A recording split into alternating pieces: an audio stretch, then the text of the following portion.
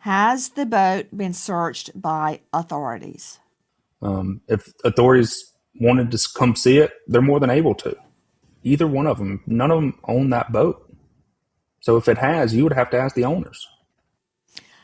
Tyler, do I look like I just fell off the turnip truck? He should have seen it coming. Tyler Cox had answered everything for the better part of an hour.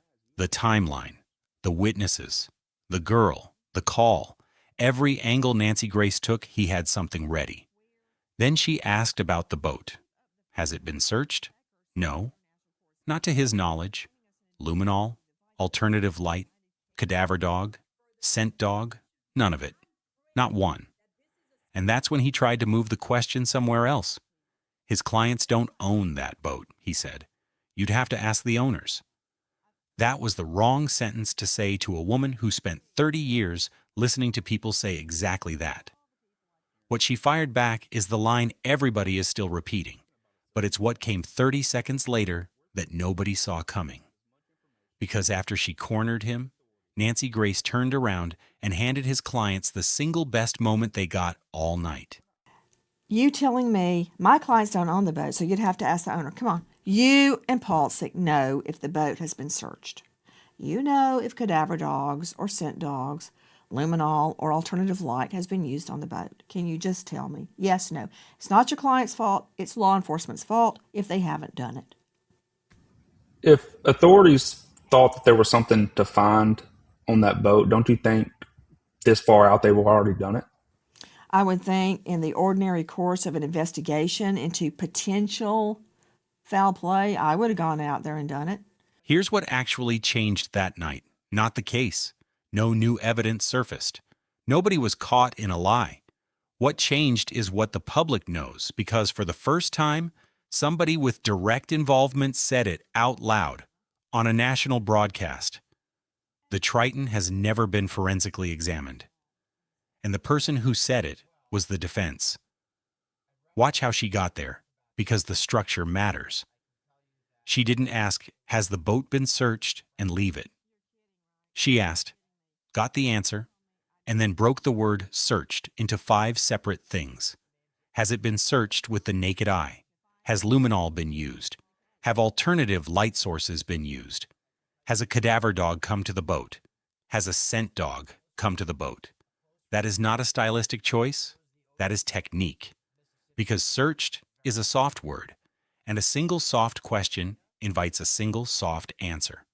5 specific questions don't allow that.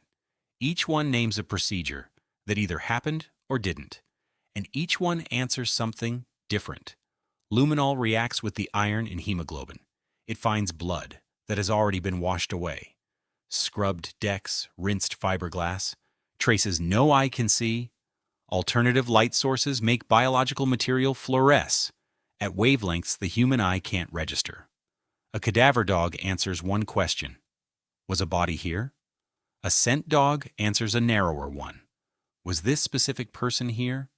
And where did they go on this vessel? Cox's answer covered all 5. To his knowledge, none of it has happened. He did add something important, and it deserves to be said clearly. He said the boat has been available to authorities this entire time. If they wanted to come see it, they were more than able to, and have been. Nobody hid that boat. That is not the claim here. Then came the redirect.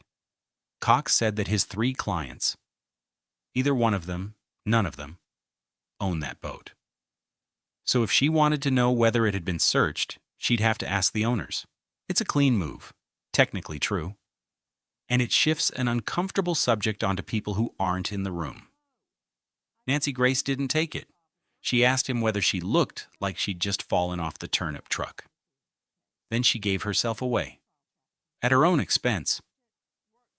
Maybe she does, she said, because they sold turnips at the farmer's market when she was growing up, and then the point landed. You're telling me your clients don't own the boat, so I'd have to ask the owner? Come on, she pushed. You and Paltzik know whether that boat has been searched. You know whether cadaver dogs or scent dogs, luminol or alternative light have been used on it. Can you just tell me? Yes or no? But here is the sentence that gets cut out of every clip circulating from that night, and it changes the whole meaning of the exchange. She told him it's not his client's fault. Those were her words. If it hasn't been done, that's law enforcement's failure, not theirs. She wasn't accusing 3 young men of blocking a search. She was pointing at the agency whose job it was to run one, and saying nobody did. Cox's final position was a lawyer's position, and it isn't unreasonable. Valid question, wrong people. That's for law enforcement. He said he has no involvement with law enforcement, no involvement in the investigation. Then he added the line that made everyone lean in. We're conducting our own investigation. He said it twice. Take it how you want, he told her. And people did, but be accurate about it. Defense counsel running a parallel investigation is completely ordinary. In serious cases, it would be malpractice not to. He was describing standard practice. It just sat oddly. In an hour full of things nobody has done, the one investigation confirmed to be actively running is the one the defense is paying for. Here's the moment. The most aggressive questioner this case has, the woman who spent an hour refusing to accept anything at face value, looked at that unsearched boat and used it to defend the young men. She explained why. In case after case she's prosecuted, covered, and investigated, she said, you watch defendants and targets, try to get rid of evidence, cleaning the boat, washing it down. Every method available to destroy what might be found, that's the pattern. That's what guilty people do with a vessel. And she said she finds it interesting and somewhat probative that these clients have offered the boat up to law enforcement to come search it. Probative. She chose that word deliberately. It's a term of art. It means a fact tends to prove something. It carries evidentiary weight. She was saying on the record that the offer counts in their favor. Cox pressed his advantage. If authorities thought there was something to find on that boat, don't you think this far out they'd have already done it? And her answer to that is the whole argument. Compressed. In the ordinary course of an investigation into potential foul play, she said, she would have gone out there and done it. Just to say she searched it and it was clean. Just to say, I looked. I didn't find any blood. That's it. The problem was never that the boat is hiding something. Nobody knows whether it is, and nobody in this video is suggesting it is. The problem is that nobody looked, so nobody can say either way. And read carefully who loses most from that. A clean forensic report would have ended this permanently. Warren, Morgan, and Jax would have a document with their names on the right side of it. The speculation would have died in a week. That report does not exist, and they can never point to it. Now, the thing almost nobody noticed about that hour.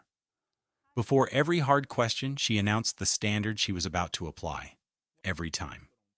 She told 2 experienced defense attorneys exactly how she was going to test them, and then did it anyway. Watch it happen 3 times. The first is the alibi, and understand the stakes she set herself because it's the reason this segment matters. The claim is simple. The Triton was off Horn Island at 4:30 on the 4th of July. Nolan Wells was seen alive on that island at 6. Paltzik said it with total force, no doubt 100%. Cox said 2 confirmed witnesses reached out to them and went to investigators, 4:30 and 6. End of story. He can't do 2 things at once. And Nancy accepted that logic completely. She told them if witnesses place Nolan alive at 6, everything else falls away for her. The boat, the phone, the call, all of it. Because she believes the GPS on the 4:30 departure cannot be controverted. She wasn't attacking the alibi. She was trying to confirm it. Then she named the standard. The official code of Mississippi, Mississippi Annotated, lays out prescribed methods for cross-examining an eyewitness. Does the witness know the target? Was the lighting sufficient? How far away? What were the conditions? Was the witness inebriated or high or otherwise incapacitated? Do they wear glasses? Then she ran it. Do they know Nolan? Yes. A long time. Positive identification. told investigators from the start. Had they been drinking? That he does not know. How are they sure it was 6? He's pretty sure they were aware of the time. Are they friends of your clients? He doesn't think so. Not even the same age. How many? At least 2 that he knows of. 2. And then, before the last 3 questions, she explained what she was measuring against. She said corroboration is strongest when witnesses are separated in time and space, when they aren't all friends, when they have no reason to be fuzzy on the time. And she was careful to say she isn't claiming they are, and isn't claiming they aren't. She told them the test. Then she gave it. Do the 2 witnesses know each other? Yes. Were they together that day? Yes. Did they discuss their recollections before going to police? Well, I'm sure they did, Nancy. Be precise about what that means, because people run too far with it in both directions. It does not mean they're lying. It does not mean they're mistaken. 2 people who spent that day together are exactly the 2 who'd see the same thing, and it would be strange if they hadn't talked about it afterward. What it means is narrower. 2 connected witnesses who conferred before giving statements don't corroborate each other the way independent witnesses would. In a courtroom that's not a footnote, it's the first thing the other side attacks. Cox knows it. Paltzik knows it. Nancy built a career on it, and neither attorney will name them. Paltzik's reason deserves weight. More than 30 days of death threats, in-person threats, credible threats, people arrested for making them. He said they will not air out witnesses on television. Nancy said she wasn't asking them to. Then she spoke past both lawyers, directly to the witnesses. Make yourselves known. Put us all out of our misery. She said she doesn't care whether it exonerates anyone or convicts anyone. If you want to follow how this alibi holds up as more comes out, subscribe. We track every development in this case as it breaks. How many witnesses place him there on the island at 6-ish? At least 2 that I know. 2. Do the witnesses know each other? Yes. Were they together that day? Yes. Have they had a chance to discuss their recollections with each other before they came to police? Well, I'm sure they did. Nancy, look, they did what they were supposed to do. The second demonstration. The attorneys put footage on screen showing who was aboard as the boat departed. Their argument? Does anyone look like there's a body on that boat? Does anyone look like something just happened? Cox said Nolan was not aboard when it left around 4:30, and he could not state it clearly enough. Paltzik said the photos are convincing. Nancy asked the most basic question in the law of evidence. What's the timestamp? And she framed it before asking. She said she isn't saying either of them is lying. This is simply how she'd test evidence in court. She takes everything with a box of salt. Paltzik told her she'd been trying this case for over 30 days. That the facts are the facts are the facts, she asked again. And then he said it. That's not our burden. She's putting the burden on them. Over 30 days, and there's never been one shred, one iota, one piece of evidence tying Warren, Morgan, or Jax to any crime, because they didn't commit one. Nancy's answer was the sharpest line of the night. You did that to yourself when you said, here's the boat that day. And he's not on it. That's the principle in a sentence. You cannot put an exhibit on screen, tell a national audience it proves your client's innocence, and then decline to lay a foundation for it. The moment you offer evidence, you inherit the questions attached to it. You don't get to claim the benefit and refuse the burden. I know what time that was or what day that was. Is there a timestamp? Look, Yeah, it was I'm around not 4:30. saying either of you are lying. I'm saying this is how I would test evidence in court. I mean, I take everything with a box of salt. When was that taken? Where was it taken? What time was it taken? I'm Yeah. curious. Is it Hey, timestamped? Nancy, well, you've been Nancy, trying this case for over 30 days. The facts are the facts are the facts. These boys had nothing to do with the death of Nolan Wells.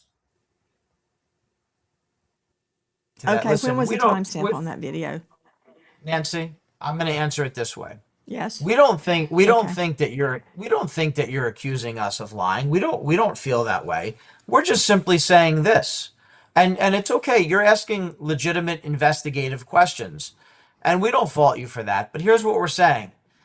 It's been over 30 days. There has never been one shred, one iota, one piece, nothing.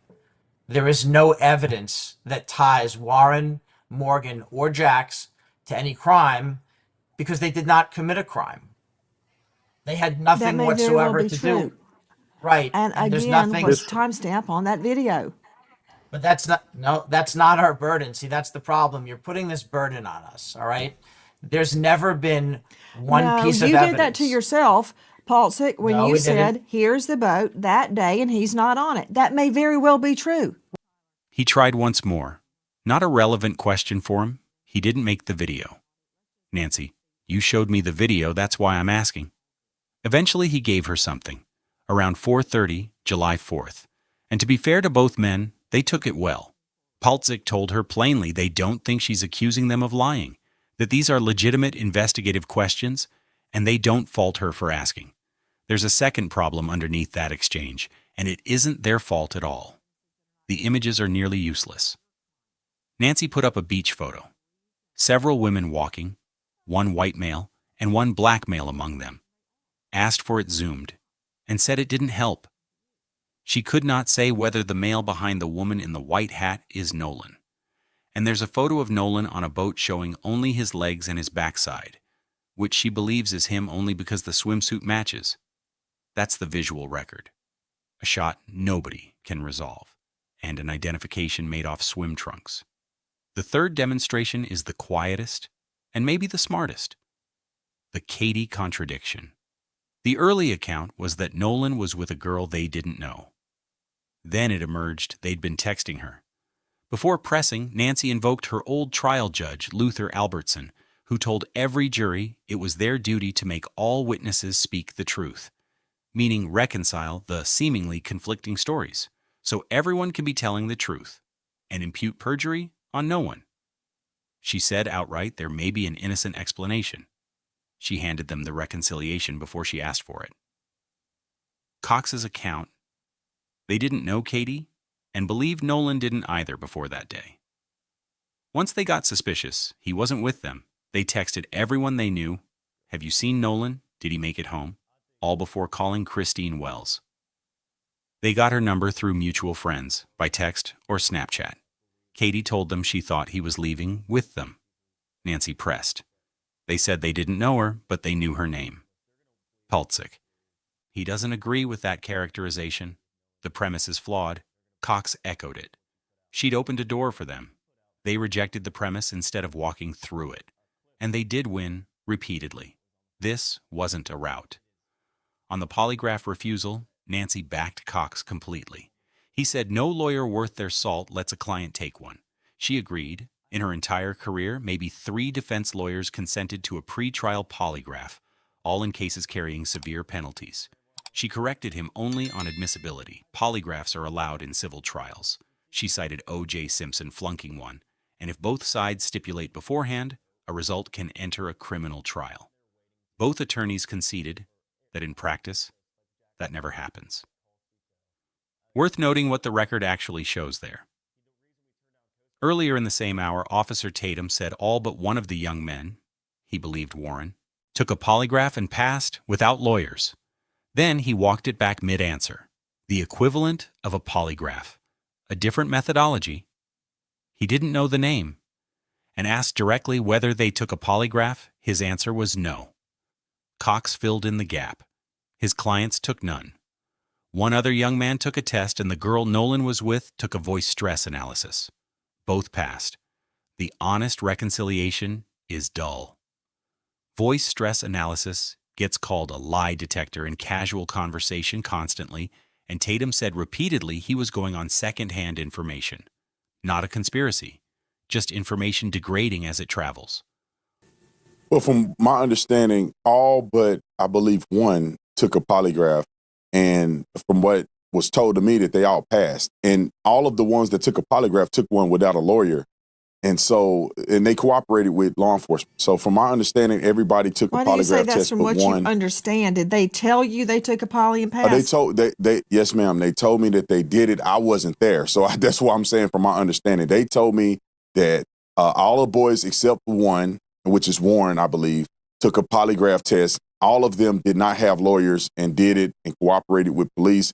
Warren also cooperated with police. I just believe he didn't take a lie detector test, but Warren is the young man that I interviewed. So according to what they told me, they all took a lie detector test and passed. And it's an equivalent of a lie detector test. It's not a traditional lie detector test, but it's the same theology of What did they trying to get take? to if a person is lying. I don't know the name of it. It's an equivalent of a lie detector not test. a It's a poly. different methodology. On cooperation, Cox was strong. Investigators had access from the jump. Phones, Life 360, everything. They gave the phones up for a dump. His framing: when you're representing 3 innocent young men, you want more evidence. Let's get it all. And he made the point that in the first days after the disappearance, nobody was thinking about civil suits. They were trying to help authorities find Nolan.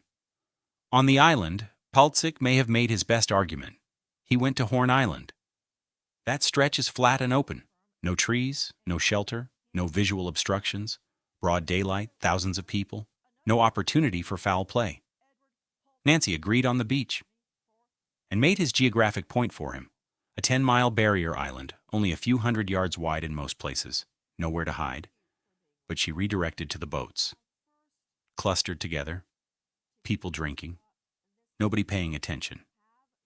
She said she can't tell what's happening between them or in the water. And she made a point that gets lost. Even an accident could happen out there.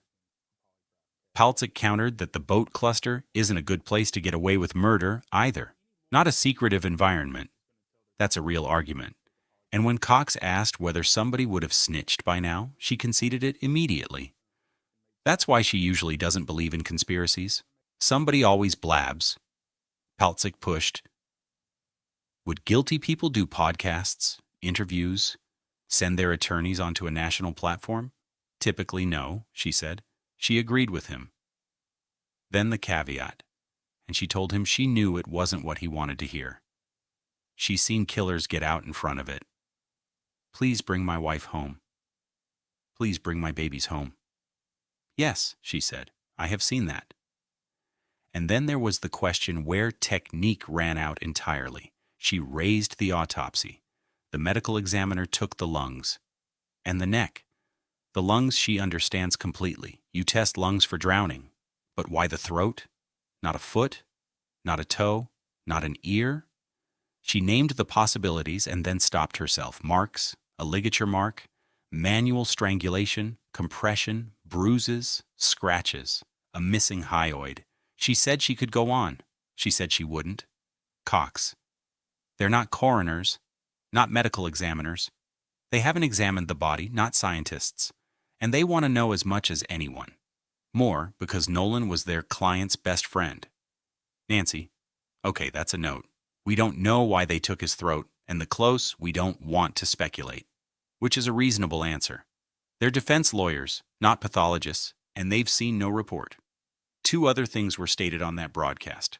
A mark at the back of the head, described as significant subcutaneous deep tissue at the occipital region, with the observation that a blow there would land right in that spot.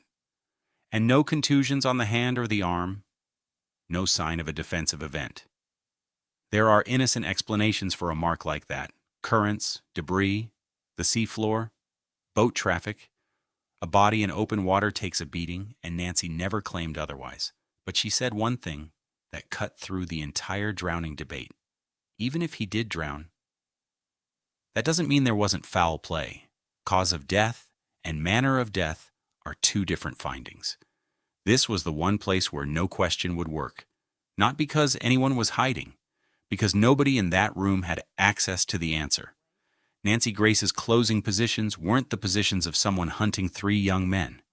Nobody is guilty, and everybody is a suspect, she said. Because we don't know the truth yet. She said she doesn't want an innocent person to suffer claims and allegations, much less jail. If she'd convicted the wrong person, she couldn't live with herself. She said she personally investigated every case she ever put before a jury. She called for the FBI to enter the investigation. She gave the tip line stated on that broadcast, 228-769-3063, and referenced a $125,000 reward for information leading to the truth. And she condemned the death threats without qualification. Trolling she can take. Threats against anybody she can't. Cox's last words were tired ones. They've shouted it from the rooftops, the same story over and over, like banging their heads against a wall because nobody online will listen. But before all of it, she said the sentence the entire hour was building toward. She said she truly believes that submitting to polygraphs or having the boat searched by law enforcement with scent dogs and cadaver dogs and luminol would go a long way towards stopping the speculation. That's the remedy. Not complicated, not expensive. 5 ordinary procedures on a vessel that, by its own attorney's account, has been available the entire time. So here's the truth about that night. It wasn't a trap. She asked a plain question and got a truthful answer. Nobody was caught lying. What got cornered was a redirect. And what got exposed wasn't guilt. It was an absence. The most obvious investigative step in this case was never taken. And more than a month later, the boat is still sitting there, available, waiting. Nobody has come.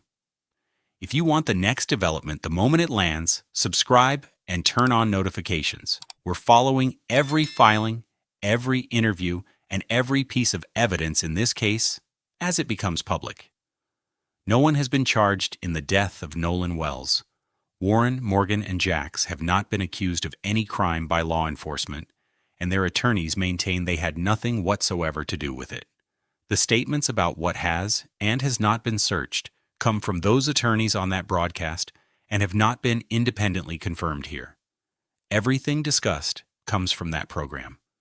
Our thoughts remain with Nolan's family and with everyone still waiting on the truth.